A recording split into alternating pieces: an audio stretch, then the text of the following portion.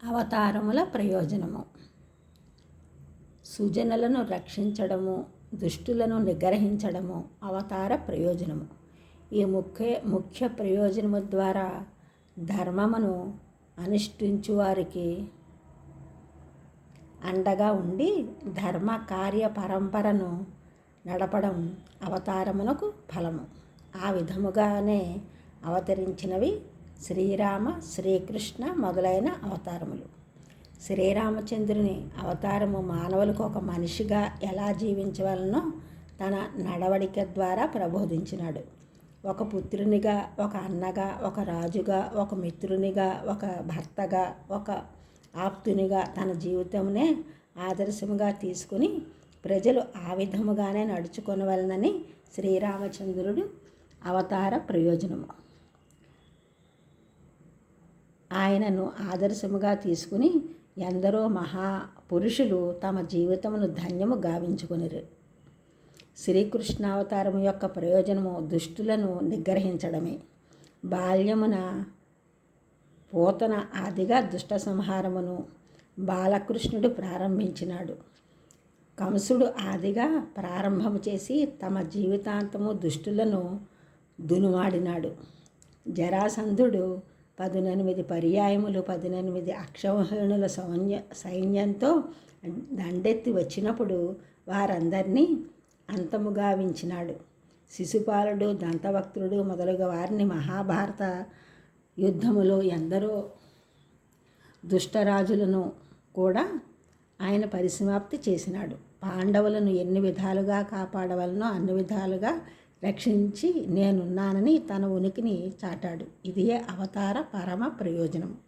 అలాగుననే శ్రీ దుర్గాదేవి అవతరించి సామ దాన భేదములకు లొంగని దుష్టులను కేవలము దండనీతి ద్వారానే వారికి బుద్ధి చెప్పి సక్రమ మార్గమున నడువవలెనని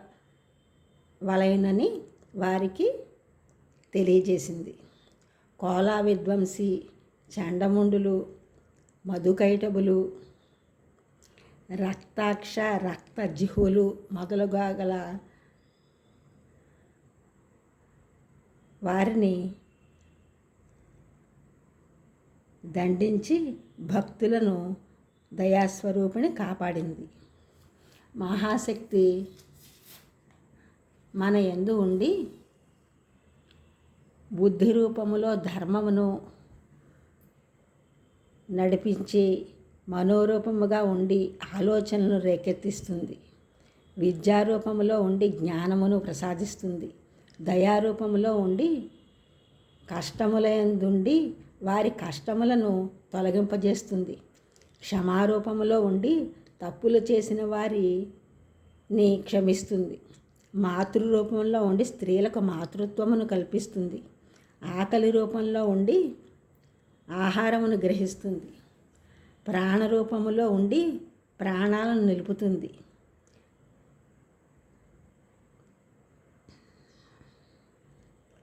చేతన రూపంలో ఉండి చైతన్యమును కలిగిస్తుంది.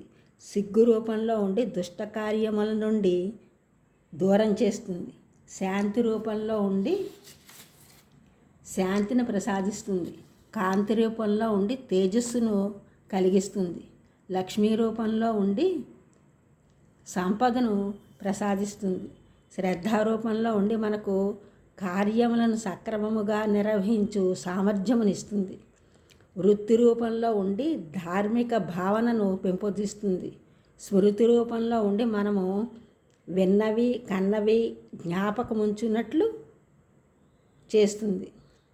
అన్ని ఇంద్రియములను అధిష్ఠించి అన్ని ప్రాణులయందు నిగూఢముగా నిక్షిప్తమై సర్వ కార్యములను నిర్వహిస్తుంది దుర్గామాత.